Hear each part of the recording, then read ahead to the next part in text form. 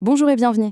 Aujourd'hui, on plonge au cœur d'une structure absolument essentielle dans le monde associatif en Israël, le VAAD, ou si on préfère, le comité de direction. C'est vraiment l'organe qui pilote tout, qui prend les décisions et qui surtout engage la responsabilité de toute l'organisation. Allez, c'est parti, on va décrypter ensemble les pouvoirs, mais aussi les très lourdes responsabilités qui se cachent derrière ce simple mot. On commence avec cette petite phrase qui fait sourire, c'est vrai, mais qui met le doigt sur une idée reçue assez tenace. Bien sûr, les réunions peuvent être conviviales, mais la mission du VAAD, elle, est bien plus sérieuse.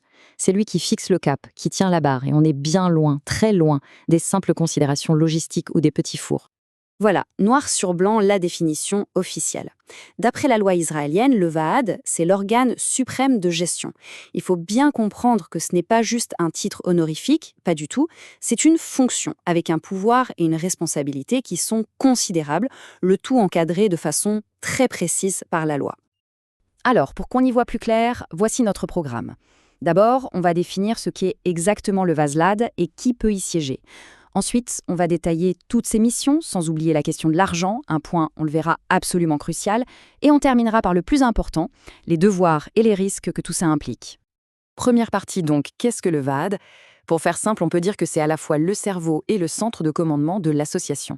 C'est vraiment de là que partent toutes les grandes orientations stratégiques, mais aussi les décisions les plus quotidiennes. Et ce qui est vraiment fascinant, c'est l'étendue de ce pouvoir. Le principe de base est très simple. Le VAAD peut absolument tout décider. Les seules limites, eh bien, ce sont celles qui sont écrites noir sur blanc, soit dans la loi, soit dans les statuts de l'association. Ces statuts peuvent, par exemple, réserver certaines décisions très importantes à l'Assemblée générale. Bon, maintenant qu'on a vu ça, passons à sa composition. Qui, concrètement, peut s'asseoir à la table du VAD ? Là encore, la loi est très claire et elle établit des règles précises, que ce soit pour sa formation ou pour l'éligibilité de ses membres. Alors, le processus se fait en 2 temps.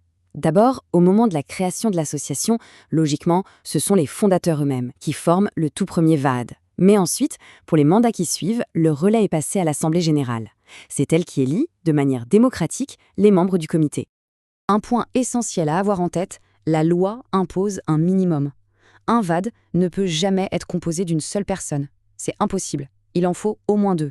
Et pourquoi ? Eh bien, pour garantir qu'il y a un débat, un échange, une prise de décision collective. C'est un garde-fou fondamental.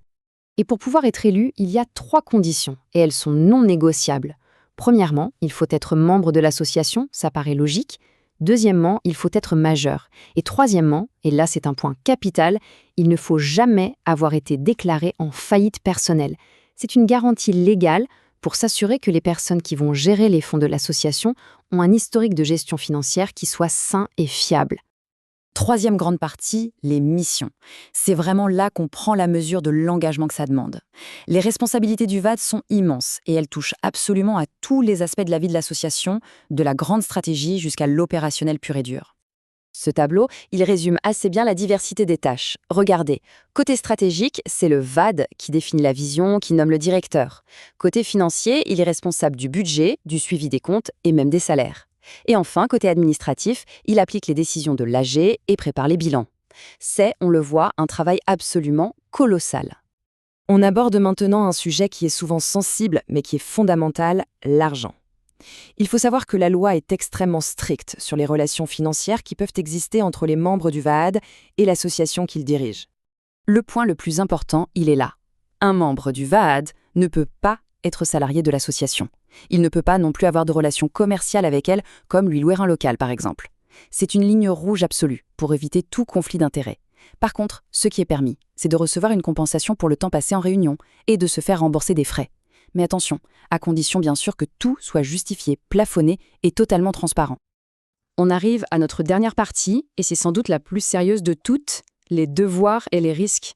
Parce que oui, être membre du VAAD, ce n'est pas anodin, ce n'est pas sans conséquences. Ça engage une responsabilité personnelle et légale. Cette phrase, tirée de la loi, c'est la boussole de n'importe quel membre du VAAD. Chaque décision, chaque action, absolument tout doit être guidé par un seul et unique principe, l'intérêt supérieur de l'association et la poursuite de ses objectifs. Point final. Et ça se traduit par des devoirs éthiques fondamentaux. La loyauté, l'intégrité, l'impartialité, tout ça est primordial. Concrètement, ça veut dire qu'il faut savoir mettre de côté ses relations personnelles. On ne choisit pas un fournisseur parce que c'est un ami, mais bien parce que c'est le meilleur choix pour l'association. Voici la règle d'or, celle qui définit même ce qu'est une organisation à but non lucratif. Contrairement à une entreprise classique, une association ne peut jamais, au grand jamais, distribuer ses bénéfices. S'il y a un surplus financier, il doit être réinvesti dans la mission de l'organisation. Et le VAD est le premier gardien de ce principe fondamental. La question se pose alors, que se passe-t-il si cette règle, ou une autre, n'est pas respectée? Quelles sont les conséquences pour les membres du comité qui ont fauté? La réponse de la loi est directe et elle fait froid dans le dos. La responsabilité est personnelle. En cas de distribution illégale de bénéfices, ce n'est pas juste l'association qui est en jeu, c'est le patrimoine personnel des membres du VAD. C'est à eux individuellement de prouver qu'ils se sont opposés à la décision. Le risque est donc bien réel et très concret. Et nous voilà revenus à notre point de départ, mais avec, je l'espère, une vision beaucoup plus claire. Le VAD, c'est donc bien plus que des borécases et des réunions sympas. C'est un engagement stratégique, financier et légal qui est immense. La mission, elle, est très claire, servir l'intérêt d'une cause. La vraie question, la question finale qui se pose à toute personne qui envisage ce rôle, c'est donc, est-on vraiment prêt à assumer un tel niveau de responsabilité ?